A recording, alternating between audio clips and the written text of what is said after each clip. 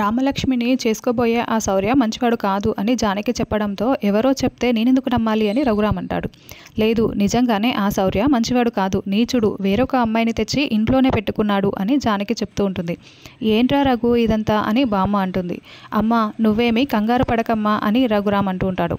కావాలంటే రండి, నాతో పాటు రండి, నేను చూపిస్తాను, నేను చెప్తున్నాను కదా, మీరు నమ్మాల్సిందే అని జానకి అంటుంది. నాకు అదంతా అనవసరం. అమ్మాయి ఉన్నంత మాత్రాన శౌర్యని అనుమానించాల్సిన అవసరం లేదు. శౌర్యపై నాకు పూర్తి నమ్మకం ఉంది అని రఘురామ్ అంటాడు. నాన్న ఒక్కసారి అమ్మ చెప్పేది అని రామలక్ష్మి మాట్లాడుతూ ఉంటే, నువ్వేమీ కంగారు పడకు రామా, తనని పెళ్ళికి రానివ్వటం లేదని అక్కసుతో శౌర్య మీద బురద చల్లే ప్రయత్నం చేస్తోంది. ఈ పెళ్ళి ఖచ్చితంగా జరిగే తీరుతుంది. ఎవరన్నీ చెప్పినా కూడా నేను వినే ప్రయత్నం చెయ్యను. ఈ పెళ్ళి జరిపించే తీరుతాను. నా పరువు నిలబెట్టుకునే తీరుతాను అని రఘురామ్ అంటాడు. ఏంటండి మీ పరువు, అలాగని రామ గొంతుకొస్తారా? ఇది అక్కసు కాదండి, అమ్మ ప్రేమండి అని జానకి చెప్తూ ఉంటుంది. మీరు మీ పరువు గురించి మాట్లాడుతున్నారు, మేము మాట్లాడేది కూడా మీ పరువు గురించే కదా. మేము మాట్లాడేది అసలు వినిపించుకోరా, అర్థం చేసుకోరా అని జానకి నిలదీస్తూ ఉంటే, పెద్దమ్మ ఆగు పెద్దమ్మ అని ఆద్య శ్రీను ఇద్దరు కూడా అడ్డుపడుతూ ఉంటారు. అయినా కూడా జానకి మాట్లాడుతూ ఉంటుంది. రామ ఏమైందే మీ అమ్మకి? అన్నయ్య ముందు నోరు తెరవటానికే భయపడేది ఈరోజు ఇలా మాట్లాడుతోంది పిచ్చిదానిలా అని పద్మ అంటూ ఉంటుంది. ఇక్కడ పరువు అని మాట్లాడుతుంటే అక్కడ శౌర్య నీచుడని చెప్తుంటే అసలు వినకపోతే, ఇంకా ఇలా మాట్లాడకపోతే ఇంకెలా మాట్లాడాలి పద్మ అని జానకి అంటుంది. అప్పుడు రఘురామ్కి ఇంకా కోపం వస్తూ ఉంటుంది.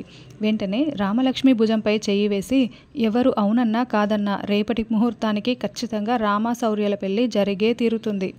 కాదు కూడదు, ఈ పెళ్ళి జరగనివ్వము అని అడ్డుపడటానికి, ఈ పల్లె ఆపడానికి ప్రయత్నం చేశారా? ఈసారి మధ్యలో గీతలు ఉండవు, గెంటేయడాలే అని రఘురామ్ వార్నింగ్ ఇచ్చి, రా రామ లోపలికి వెళ్దాం అని రామలక్ష్మిని తీసుకువెళ్తూ ఉంటే, రా పెద్దమ్మ ఇక అని ఆద్య అంటుంది.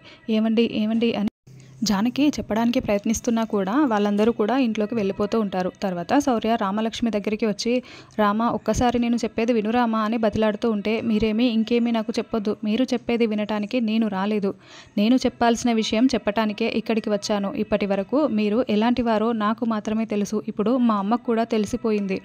కాబట్టి మీరే ఈ పెళ్ళిని ఆపేయండి, నన్ను పెళ్లి చేసుకోవద్దు. ఇప్పుడు మా ఇద్దరికీ తెలిసిన నిజం రేపు మా నాన్నకు కూడా తెలియచ్చు, అప్పుడు మీరు ప్రాణాలతో ఉండరు. అటువంటి పరిస్థితుల్లో మిమ్మల్ని చూడలేకే నేను మిమ్మల్ని ప్రాధేయపడుతున్నాను.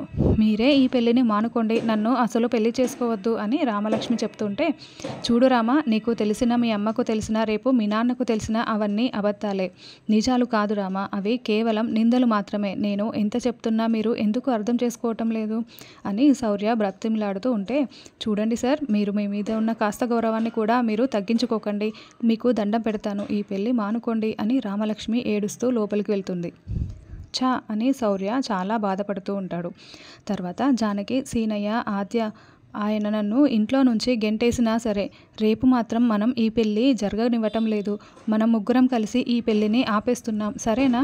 మీరు నాకు ఖచ్చితంగా సహాయం చేయాలి, అంతే కదా? ఖచ్చితంగా మనం ఈ పెళ్ళిని ఆపుతున్నాం, మీరు ఆపుతున్నారు అని జానకి చెప్తుంటుంది. అలాగే అత్తయ్య అని శ్రీను అంటాడు. జానకి చాలా బాధపడుతూ కోపంతో బయటికి వెళ్తుంది. ఏంటి అత్తయ్యని ఇంత ఉగ్ర రూపంలో నేనెప్పుడూ చూడలేదు, అక్కడ ఏదో పెద్ద సంఘటనే జరిగి ఉంటుంది, ఏం జరిగింది ఆద్య అని శ్రీను అడగడంతో, అస్మిత శౌర్య సార్ మనసులోకే కాదు బెడ్రూమ్లోకి కూడా వెళ్ళింది అని అక్కడ జరిగిన విషయం మొత్తం కూడా ఆద్య శ్రీనుతో చెప్తూ ఉంటుంది. ఏంటి ఇంత జరిగిందా? అసలు శౌర్య ఇన్వాల్వ్మెంట్ లేనిదే అస్మిత ఇంత చేస్తుందా? నిజంగానే శౌర్య మంచివాడు కాదేమో ఆద్య అని శ్రీను అంటే, లేదు, ఇందులో శౌర్య సార్ తప్పేమీ లేదని నేను నమ్ముతున్నాను అని ఆద్య అంటుంది. అయితే ఇప్పుడు ఏం చేద్దాం ఆద్య అని శ్రీను అనడంతో, రేపు శౌర్యతో మాట్లాడదామని కాల్ చేసి చెప్దాము అని ఆద్య అంటుంది. అలాగేనని శ్రీను చెప్తాడు. తెల్లవారగానే ఆద్య శ్రీను ఒక చెట్టు కింద శౌర్య కోసం వెయిట్ చేస్తూ ఉంటారు. అప్పుడే శౌర్య బైక్లో వచ్చి, ఆద్య నువ్వైనా నన్ను నమ్ము ఆద్య, ప్లీజ్ ఆద్య అని బతిలాడుతూ ఉంటాడు. నేను నిన్ను నమ్మాను కాబట్టే ఇదిగో ఈ శ్రీనుని పెళ్లి చేసుకొని నా జీవితాన్ని నాశనం చేసుకొని ఇలా బాధపడుతున్నాను అని ఆద్య శ్రీనుని చూపిస్తూ ఉంటే, అని శ్రీను చాలా షాకింగ్గా చూస్తూ ఉంటాడు. అవునని ఆద్య అంటుంది. అసలు అస్మిత మీ ఇంట్లో ఉందన్న విషయం నాకెందుకు చెప్పలేదు? నువ్వు కనుక ఆ విషయం ముందే చెప్పి ఉంటే ఏదో ఒకటి చెప్పి మా పెద్దమ్మని అక్కడికి నేను తీసుకువచ్చేదాన్ని కాదు కదా. ఇప్పుడు అస్మితని నిన్ను ఆ విధంగా చూసేసి ఇప్పుడు రామలక్ష్మితో పాటు మా పెద్దమ్మ కూడా నిన్ను తప్పుగా అర్థం చేసుకుంటుంది. ఇప్పుడు చూడు ఎంత పెద్ద ప్రాబ్లం వచ్చి పడిందో. ఇప్పుడు ఇద్దరూ కలిసి పిల్లిని ఆపేనే ప్రయత్నం చేస్తున్నారు అని ఆద్య అంటుంది. ఆద్య ఈ విషయంలో మాత్రం నాదే తప్పు ఆద్య, నేను ముందే చెప్పి ఉండాల్సింది అని శౌర్య అంటే నువ్వు ఆ అస్మితతో కలిసి తప్పు చేశావా అని శ్రీను ప్రశ్నిస్తూ ఉంటే, లేదు బ్రో, నేను తప్పు చేయలేదు. ఆ అస్మిత మా ఇంట్లో వచ్చి ఉంటుందన్న విషయం మీకు చెప్పకుండా తప్పు చేశానని చెప్తున్నాను అని శౌర్య అంటుంటాడు. అయితే నువ్వు ఆ అస్మితతో కలిసి ఏ తప్పు చేయలేదన్నమాట అని శ్రీను అంటూ ఉంటాడు. ఆ మాట పదే పదే నువ్వు ఎందుకు అడుగుతున్నావు శౌర్య, ఏ తప్పు చేయలేదని ముందే చెప్పాడు కదా అని ఆద్య అంటుంది. మరి అస్మిత నీ బెడ్రూమ్లోకి నీ పక్కకి ఎలా వచ్చింది అని శ్రీను అడుగుతూ ఉంటే, బయట ఉన్న శత్రువులతో బయట ఉన్నప్పుడు మాత్రమే ప్రమాదం, కానీ ఇంట్లో ఉన్న శత్రువులతో బెడ్రూమ్లో ఉన్నా కూడా ప్రమాదమే అని నాకు ముందు తెలియలేదు, ఇప్పుడు తెలిసొచ్చింది అని శౌర్య చెప్తూ ఉంటాడు. జానకి ఆద్య వెళ్ళిపోయిన తర్వాత అస్మిత మాట్లాడిన మాటలన్నింటినీ కూడా శౌర్య ఆద్య శ్రీనుకి వివరిస్తూ ఉంటాడు. జరిగిపోయిన దాని గురించి కాదు, జరగాల్సిన దాని గురించి ఆలోచించు. పైగా ఒక్కరోజే పెళ్ళికి ఉంది, మా పెద్దమ్మ కూడా ఈ పెళ్ళిని ఆపే ప్రయత్నం చేస్తుంది, వాళ్ళిద్దరూ కలిసి ఎక్కడ ఈ పెళ్ళిని ఆపేస్తారో అని నేను భయపడుతున్నాను అని. ఇప్పుడు మీ పెళ్లి జరగాలంటే రామలక్ష్మితో పాటు మా పెద్దమ్మని కూడా నమ్మించాల్సి ఉంటుంది, ఈ ఒక్కరోజు సమయంలోనే అది పూర్తి చేయాలి అని ఆద్య అంటే, అవునాద్య, నా దగ్గర కూడా ఈ ఒక్కరోజు సమయం మాత్రమే ఉంది, ఏం చేయాలో అర్థం కావటం లేదు అని శౌర్య తల పట్టుకుంటాడు. ఇన్ని రోజుల నుంచి ఏమీ చేయండి, ఈ ఒక్క రోజులో ఏం చేస్తావు అని శ్రీను అంటే, అదే కదా ఆలోచించాలి అని ఆద్య అంటుంది.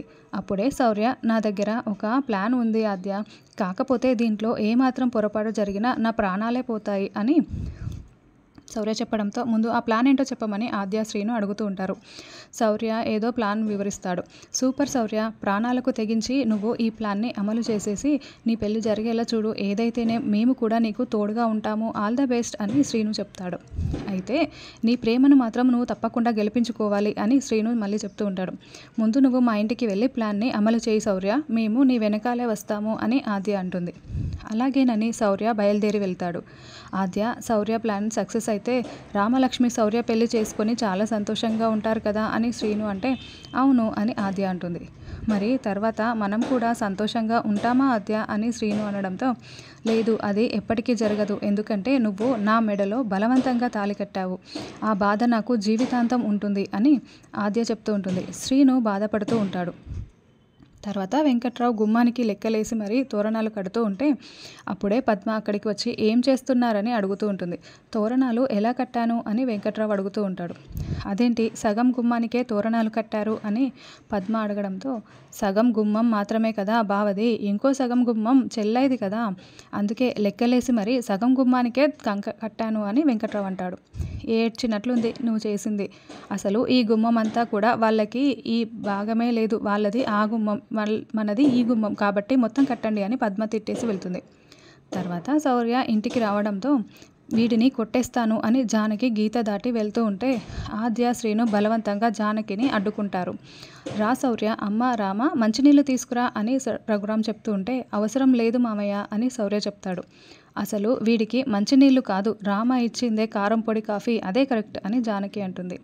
ఇంటి దగ్గర పెళ్లి పనులు ఎలా జరుగుతున్నాయి బాబు అని బామ్మ అడగడంతో, అన్నీ చాలా బాగా జరుగుతున్నాయి, అమ్మ నాన్న దగ్గరుండి చూసుకుంటున్నారు అని శౌర్య చెప్తాడు.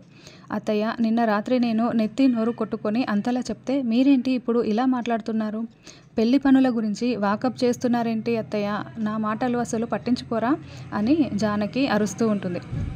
పెద్దమ్మ, ఆగు పెద్దమ్మ, నేను చెప్పేది విను పెద్దమ్మ అని ఆద్య అడ్డుకుంటూ ఉంటుంది.